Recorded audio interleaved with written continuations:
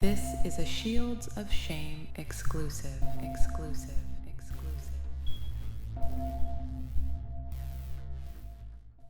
This is Investigator Jared Wall of the Georgia Post Council. It is May the 9th, 2023 at approximately 4:54 p.m. I want to attempt to call Shane Booth. Hello? Is this Shane Booth? It is. Hey, Shane, this is Investigator Jared Wall with the Post Council. How are you? Good, how are you? Good. I have just gotten the documents I needed from Department of Revenue, and like I told you when we spoke a little while back, I would call you and speak with you on the matter. When you had the undercover operative in your vehicle, did you talk in a sexual manner to her? Not at all. All right. What comments did you make to her?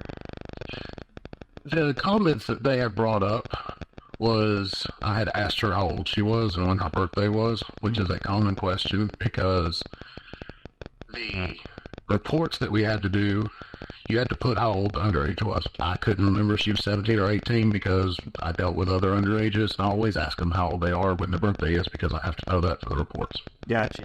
And right after that, did you ask her if she needed a sugar daddy? No. What came up with that is she was talking about how she did not want to work, and I told her, I said, well, maybe you should get a sugar daddy. I didn't say I would be hers. Okay, you didn't offer to be hers. All right, because when they interviewed you on January the 18th, 2022, you acknowledged that she needed a sugar daddy and that you offered to be hers. No, I did not offer to be hers. Okay, so that bit close. I told her she should get one. Gotcha. Did you ask for her Cash App information and stating that you would send her some money? Well, yeah, I did that. Okay.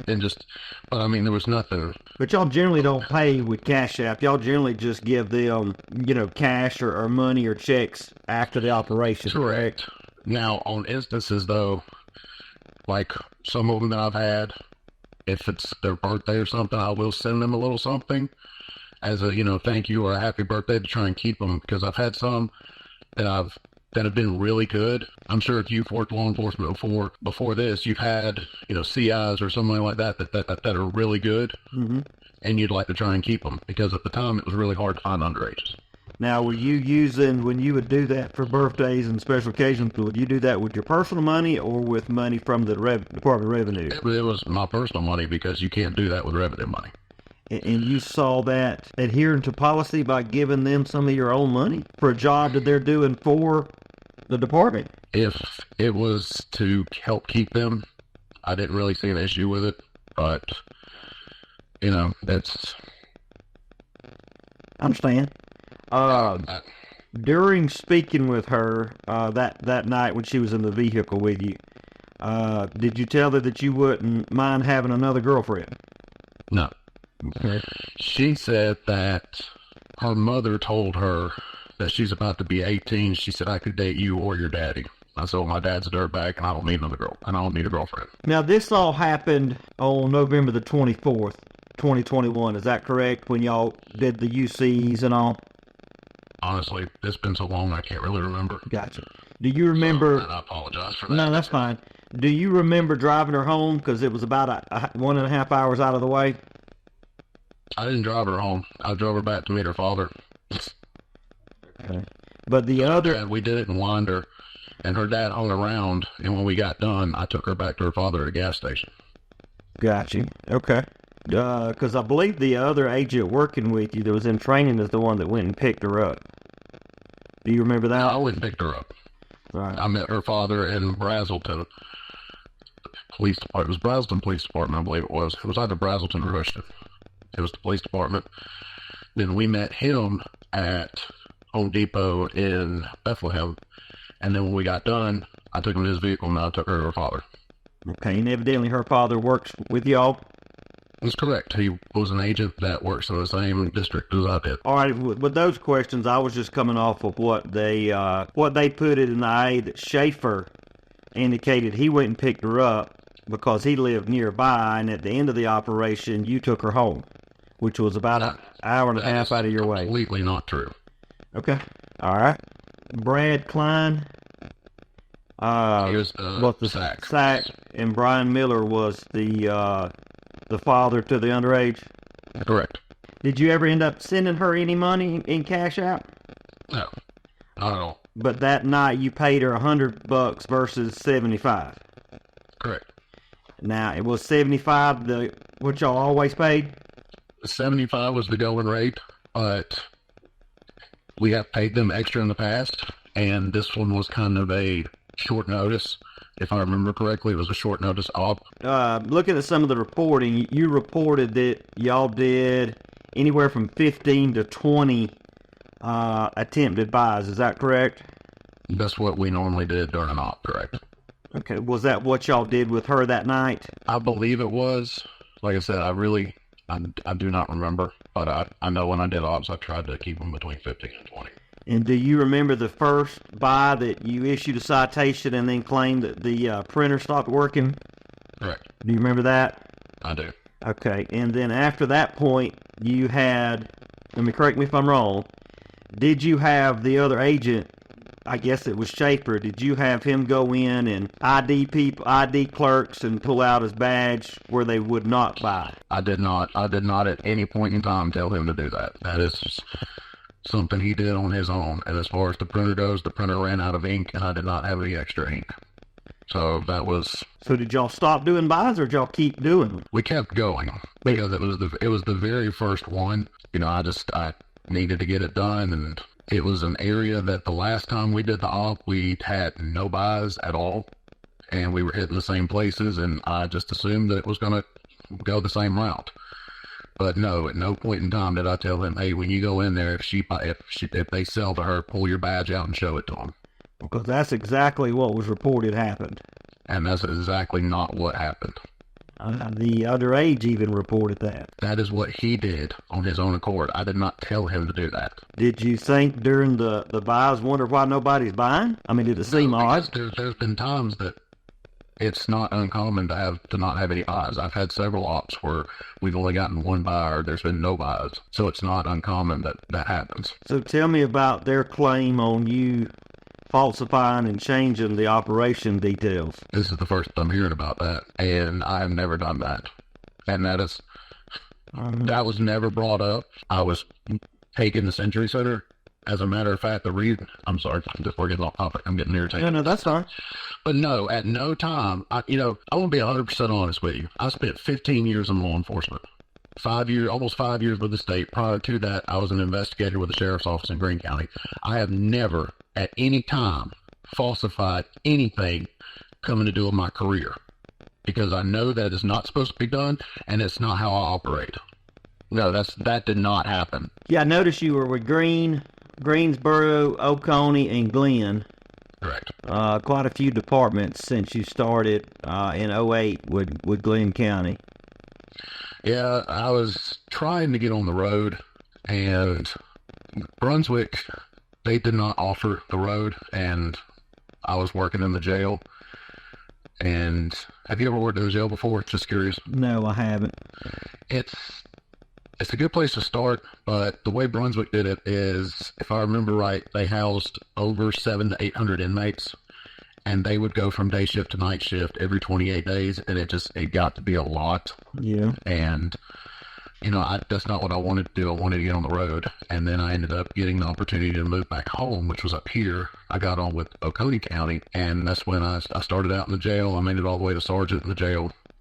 They put me through mandate. They would not put me on the road, which is when I went to Greensboro, and then the sheriff's office, the chief deputy in Greene County, actually recruited me from Greensboro. And then I was on the road with them for a year, and then I spent the last 2 years almost as an investigator with them. Gotcha. Yeah, I see you were there from 14 to 17. Right. Gotcha, okay. Yeah, I'm just going off of the evidence that was provided for me and the issues. I totally understand. The issues that I was asking about was the comments you made to her, and you reported that you were just joking around. You acknowledged making the statements, but you were just joking around and they were taken out of context.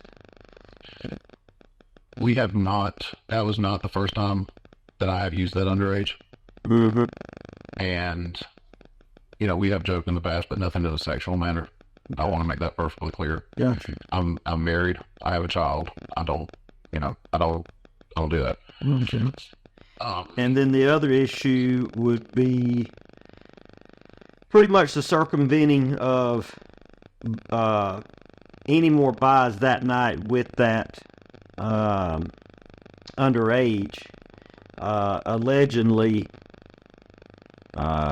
telling Special Agent Tim Schaefer to do whatever he had to keep the underage from getting any more buys by showing his ID and, giving money back to the one place that did buy from her. Wait. Giving money back? Yeah, evidently Schaefer went somewhere and the underage did make a buy, and he handed the money back to the clerk that was already given to the underage. Again, that is the first time that I'm hearing of that too. That has happened with me, an instance like that, where when I've been the undercover agent and the person goes to make a buy, and then they buy, and the clerk realizes or is like, wait a minute, and then after the fact they ask for their ID, and he goes, oh, I can't sell you. In that instance, that's when it's taken back, because they technically have not left the store yet. But I knew nothing about him going back and giving money back to a person, to one of the places that bought. I don't. Evidently, that was a different night than when the comments were made to the underage, but it was the same underage. Pardon me, this is complete bullshit. I have never, this was not brought up at any point when they talked to me, when they fired me. None of this was brought up. What did you understand they were firing you for? They said it was because, this is what they told me, I was being terminated because I had asked her for her birthday, how old she was, and then came up with some crap that I said when she turned 21, I would buy her alcohol. They brought that up, and I told them pretty much verbatim, I did not say that, and when she turns 21, she can buy her own damn alcohol. That was all that was brought up to me. Yeah. And when I was brought up to Atlanta, they told me that it was because they needed help clearing out the evidence room. So they didn't even bring me up. They didn't even let me know while I was taken up there. Which I know that has nothing to do with you, but it's just, this entire thing has just eaten at me for the last year and a half. Yeah. And it's just, because I have never, I don't know, you hear this all the time. I have never been fired from a job. Never. Yeah, I've never had my integrity questioned. I have never falsified anything. I was the evidence custodian when I was an investigator. If I falsified crap, why would they make me an evidence custodian? Why, Well, I hope you understand that it's our job is to, look at every side. I completely understand, and I know you're going off of what you read. You have from them, and then what you're telling me, I completely understand, and please don't take any of this as being directed at you. Nope. It's just, I want your side of the story, and that's why I'm asking. I've got theirs, now I want yours. So you believe that your firing was due to pretty much the comments that you made to the underage that night that seemed sexual in nature, because that's what they listed was you violated, the sexual harassment policy. Is that what you understand? Yeah, even though there was nothing even overtly sexual. I can't see how asking somebody when their birthday is sexual. Which is the one thing they told me. They said, why did you ask her when her birthday was? Because I needed to know. Because it's on the report. But y'all didn't already know it because you're using her as a UC? Well, see, that's the thing. I didn't use just her. Yeah. I've used the 4 years I was there, I've used probably 10 or 12 underages. So, and I was using, when I was up here, there was probably 5 or 6 that I was using. Gotcha. 3 I know of on a regular basis, so it was hard for me to keep up. Whose birthday was when? And besides pulling their original packet where they filled everything out to become a UC, I guess you wouldn't have known right offhand. Correct, because the packet and everything was kept at the office. We hardly ever went, I never hardly went to the office unless I absolutely had to, because I hated being in office. Mm-hmm. So, I thought that was just basic conversation, because I was doing the report. I was like, hey, are you 17 or 18? And I was like, okay, well, when's your birthday? Because if I did it again after her birthday, then she'd be a different age. And that, apparently that's sexual in nature. How many times did you use her after that time? Do you remember? I did not use her again after that, because that's when I was brought to the, wait a minute, November 24th is when you said it was? Yeah, I mean, that's the date that I'm seeing, November 24, 2021. However, I've got some other reports from, looks like January, mid early to mid-January 2022. The January one is the only one that I know about. That's when I was terminated. Yeah, January the 19th. But I'm seeing some reports from January the 14th that y'all used the same UC. And none of those were brought up. It was the January. The November date. No, the January date. Oh, January. Okay. I wonder if those other dates were not even brought up. Period. I wonder if it's a typo. They meant to put January the 14th. So January the 14th, 2022 is when her statement shows that she worked. However, Schaefer indicated November the 24th, 2021. I don't know what the difference would be. I don't either, because after that I think it was a Thursday or a Friday that happened. And then that next Monday was when I was brought to, or when I went up to Century Center and they did their thing. Maybe he was just pulling that date as something that popped out when he picked her up and you dropped her off. And then they moved into the January the 14th stuff. January 14th. Yep. Okay. January the 14th was when it happened. The November 24th date was just another date that Schaefer brought up about you dropping her off one time. So the 14th, you didn't drop her off. The 24th, you did. That's the one I thought we were talking about the whole time. That's when I took her to her. That's when her father stayed in Winder with us, and I met him at the police department. We did the op, and I brought her back to him at a gas station. On the 14th, January the 14th? Yes. Yeah, okay. Well, what I'm saying is, what I'm figuring out here is, the November 24th date, 2021, was just another little entry of when Schaefer picked her up, and you decided that you would drive her home that day, and it was an hour and a half out the way. That was when y'all used her earlier. Okay, I'm following. Other than that, man, that's all the questions I've got. Now that I've got the dates all lined up, I don't believe I've got any other questions. We got the money thing talked about. Yeah, and I just thought I didn't mean anything. I thought it was just, looking back on it now, it was probably a stupid idea. Do you think it was? I didn't mean anything by it. You think it was more of a friendly talk than a sexual talk? Yeah, I've never said anything overtly sexual to no. It's just been a casual talk. We talk about, school and what she was planning on doing when she graduated. Just like, and I did it with my other underages. Good. And there's nothing. Jesus. But I can definitely say the cases of mine that I remembered they revoked was just straight out lies. Person lied to me straight up, and I proved them a lie, and then they apologized for lying, and that hung up on me. So stuff like that's pretty clean cut. I got you. Well, as well as I do, our honesty is really much the only thing we've got. So. Yep, it is. And I'm not even in law enforcement anymore. Honestly, with what happened with revenue, it's put such a bad taste in my mouth. I can't get past that entire ordeal. And now the stuff that you told me that they didn't even discuss with me and that they brought up that they would even think that I've done just cements it even more. And I'm sorry if my voice is cracky. I'm extremely upset. I'm shaking. I'm really mad. Well, you don't have to apologize to me, man. I don't take it personal. I was just throwing out some facts that I have observed in their reports. Whether if they're true or not, that's what we're trying to find out. I understand. And, I understand. I just, I'm glad you got with me. I'm glad that it's gotten, that they finally got this stuff to you. Is it normal for places not to get you that stuff? Like within do y'all have a specific time frame, or does it normally take this long? I'm just curious. We don't. I have been waiting on stuff from another state agency since November when I started. Okay. So for the state agencies, honestly, no. For some of the smaller cities, I have some of them they'll send it to me the day I ask, and sometimes it's months. But I can say with the biggest state agency that I'm working right now, I'm still waiting. So the states hurry up and wait. So it's not uncommon.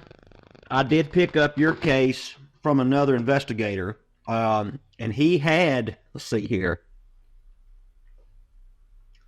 It doesn't look like he requested anything when he got your case.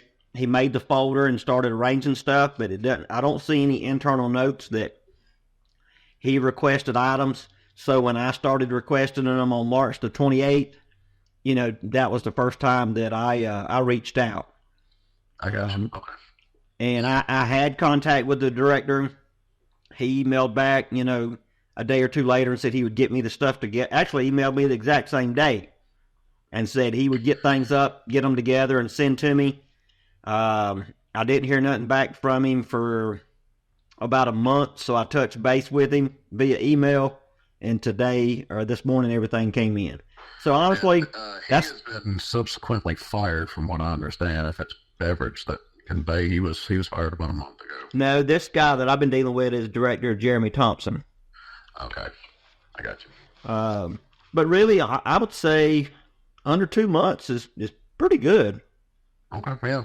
That's pretty good. Pretty good. And Jeremy, for what he was my SAC before he took the assistant director position. Uh-huh. And I've worked under another SAC, Tim Coleman, and I mean, I don't know if you guys look at other records, but I mean, when I was with Greene County, it never was written up. And the biggest thing that's pissing me off is the fact that they put in there that I falsified stuff, and that's what burns me, because I have never done that. Because I've testified in court, I've held over evidence, I've tested evidence. That's not it. I get the underage thing is he said she said thing. The biggest issue I have with that is the fact that I worked closely with her father. Yeah. Which isn't, that makes no sense. I hate it, but it is what it is with that. But the fact that the falsification and all that was not even brought up to me. Yeah, they're drawing that falsification of the underage operation detail report, kind of hitting on the point that y'all stated y'all went to 20 different locations and there was only one buy. And they found several reported discrepancies in the report that you submitted. A cursory review of those reports and statements from everybody involved showed that you circumvented the underage sale of alcohol to a minor at least 6 different transactions by failing to follow the established operating procedure. That could be from from when they said that I told him to go in there and show his badge, which I never said. Yep. That's where all that comes from. Okay, well that makes sense now, but that is nothing that was not said. Yeah, that's fine. I understand your point.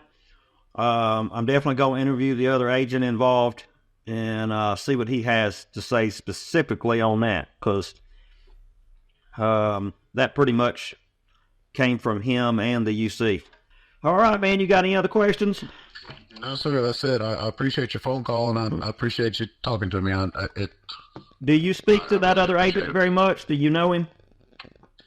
I worked with him a little bit. I was helping train him. You're talking about the agent, right, Schaefer? Yeah. Yeah. We worked together for a little bit. He wasn't there very long before I was let go. Okay. Well, if you do know him, don't reach out to him. Let me finish doing my thing. I don't speak to anybody from revenue anymore. I have nothing to say to them at all. All right. So. All righty, man. I've closed that door. Well, if anything pops up, shoot me an email or give me a call. And like I said, hopefully in the next 3 to 4 months, it should hit probable cause committee. And you'll have at least a recommendation of what they're thinking about at that point. All right. Sounds good. All right. Best luck to you.